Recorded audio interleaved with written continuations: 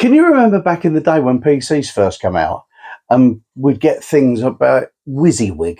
What you see is what you get. So if you typed stuff on them, when it came out and was printed out, it looked like what you were looking on the screen.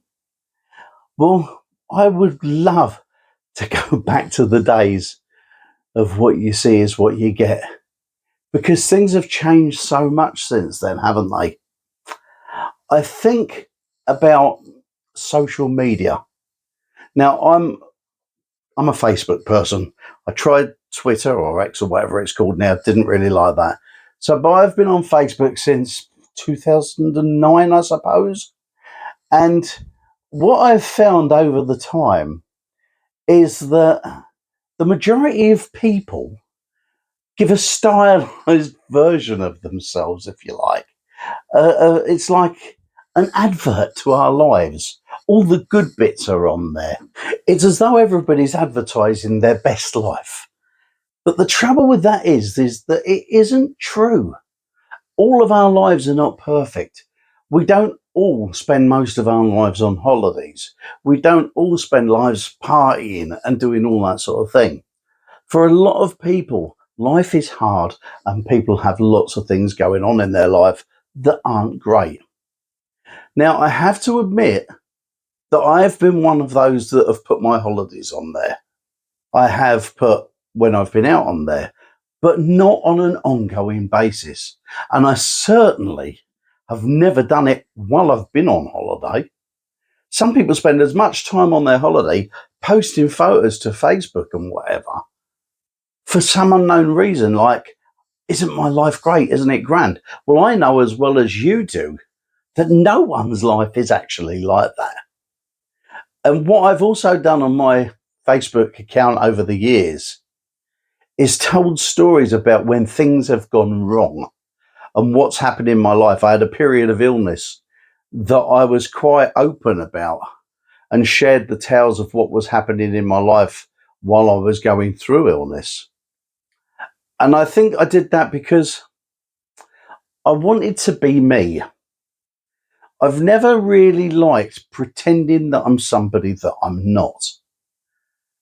And I don't know about you, but if you're trying to pretend you're somebody that you're not, don't you just feel awkward, like you're pretending? And isn't it? It seems to me that if you have to live your life in that way, that what actually happens is that it wears you down because you're putting on a front. It's like you're acting all the time. And I really can't be doing with that.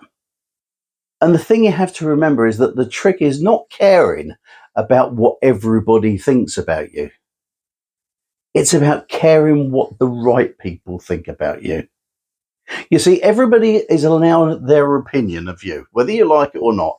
That's just a fact of life. People aren't going to like you. Not everybody, anyway. In fact, the majority of people won't like you for no reason whatsoever. You could be the nicest person in the world and there will be people who don't like you. So wouldn't it make sense to actually forget them people and just live your life in your own way? Because your people, your tribe, if you like, will like you no matter what you do. They will care about you, and whatever goes on in your life, they will support you. It's important that you live your life your way. Don't pretend to be something you're not, because it's just so hard to do. Now, I'm a heart on my sleeve kind of guy, and Debs tells me I talk far too much and say far too much, and I will go on Facebook and say whatever's on my mind at the time. But the one thing I won't do is go on Facebook and tell everybody about stuff I don't want them to know about. Because all of us are entitled to a certain amount of our lives that are ours and nobody else's. And so I've always made sure that I don't do that on social media. Friends of mine say, you tell everybody everything, but I don't. If there's anything I want to keep to myself, I keep it to myself. I don't put it on there. I'd like to think that I'm likable.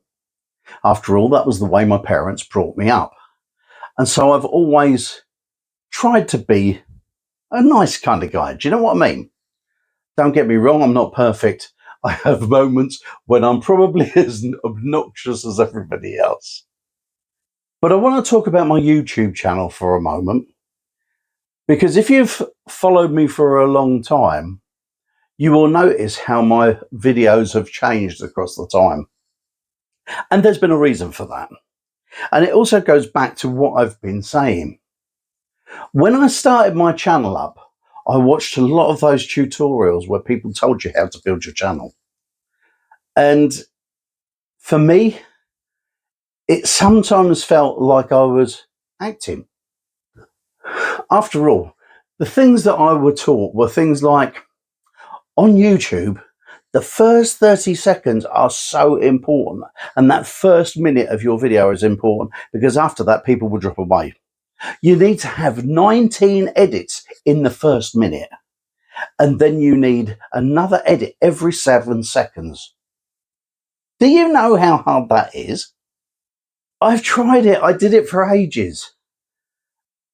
And the thing is, I always wondered why, and I watched more of those videos, and I found out that it said that people have a very short attention span. And to be honest with you, I'm not your kind of guy.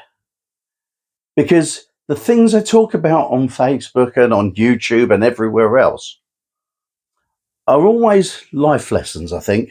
If I've got a story to tell, there's a message that goes with it. It's just the kind of guy I am. I don't do it to be like some psychoanalyst, some psychology major or anything, because I'm not. I tell stories and I pass them on to people that I would pass on to my children. This channel is for my children at the end of the day. And so the stories that I tell tend to have a message weaved into them, if you like. For me, if you want to watch my channel, you don't need 19 edits in a minute with loads of flashy things going on, with text flying here, there and everywhere, with special effects. I mean, after all, if I was talking to you in a pub, there wouldn't be a soundtrack of music to tell you the way I'm feeling or message I'm trying to get across. But it's expected of you on YouTube. Well, I don't want to do that anymore. I want to talk to people and tell people things that I feel are worthy of talking about. And so that's what I'm doing. I'm doing away with all of the flashy little bits on it. I've tried the 2 cameras to get me looking from one side or the other, but that's not me. And what I think is, the people that watch this channel, it's not them either. And what I want to get at, I suppose, it's about being your true self, not putting on a front so that people think you're something that you're not. I think it's really important for us as people to live our lives in a way where we can be authentic with ourselves. Authentic is something that I've always tried to be. So I've strived to do that on my Facebook page and on my YouTube page, because if you see me in the street, I want to be the same person that you're watching on the screen. I want to be someone who you go, yeah, he's just like I thought he was. Because there's nothing worse. I've come across people, and I've certainly done it with people that are celebrities, if you like. They say don't meet your heroes because they always end up being worse than you think. And that's true to a certain extent. And for me, the person that I want to be with, the people that I like to talk to, are always open, honest, genuine, will admit their faults, will let you know that they do the stupidest things. Because it's those people that you know aren't hiding from you. They're not hiding their true self. And I think that for most of us, that's how we want to be, isn't it? We seem to be in a world where people have got the attention of a gnat these days, because they're fed all this stuff all the time. It's coming at you left, right, and centre, how you should be. You watch somebody else and see how their lives are. And I don't really like living my life in that way. I suppose it's how I was brought up, really. This is one of the advantages of getting old. You've got a lifetime of experience to look back on.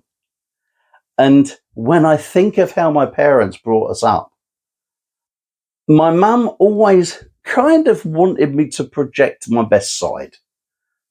She'd say, be on your best behaviour, be nice when you're in front of people, because their first impressions tell you what they are. And it's true. And I think that's still true today. But I felt that for a long time, I was trying to be somebody more than who I was because of the way my mum wanted me to be with people. I think it was because I didn't want to let her down, or my dad for that matter. But the truth of the matter is, it held me back for years because I always felt that I wasn't the person that I wanted to be. I always felt that I was lesser than a lot of other people because I had to act in my best behaviour all the time in order that people would like me. And the truth of the matter is, I didn't realise until I was in my mid-50s, I suppose, that I grew comfortable in my own skin. And what I've found since then is I don't like pretending to be something that I'm not. And I think for all of us, that being something that you're not isn't a lot of fun. It's much better to be yourself, to be vulnerable, to let people see the person that you really are. Because that's the person that people actually want to know. People don't really like people who put a front on. They like you, the genuine you. And I've found that in life all the time, to be honest. I think I knew it when I was growing up. You could always tell someone who acted a bit flash, tried to be somebody they weren't. And I kind of put that down, and I know that because I suffered with this, to a low self-image. And that's not good for you. I think you're better off being the true you, being yourself, and letting that come across to people. Because the people that will like you for who you are. People who won't like you whatever you pretend to be. And so being yourself actually feels better to you. You can be more authentic, more genuine. People can tell when you're being yourself. And I think it makes you more likable as well, because you become more relatable to people. So do it. Be yourself. Try and let that guard down, if you like. It's much better for you to be you. Be your true self. Open yourself up. Be vulnerable. It really doesn't hurt, you know. And because when you are vulnerable, one of the things I've noticed is that whenever I've told a story that has shown up my weaknesses, I've often had someone come to me and say, thanks for that. I needed that. I felt exactly the same as that. And that is great, because then what you've got to say helps somebody else. And that does a bit of good in the world. And in the world that we're living in at the moment, which seems to be bombarded with people who don't like each other, or people who feel they have to have their opinion, and if you don't say the right thing, they're going to cancel you and they don't want to know you. What a way to live your life. Chill it out a bit. Be you. Go on your way. Be the person that you are. Be your true self. Don't pretend that you're somebody you're not. Especially if you're doing it to make yourself feel better. Because what I've found is being me is the best that I can be.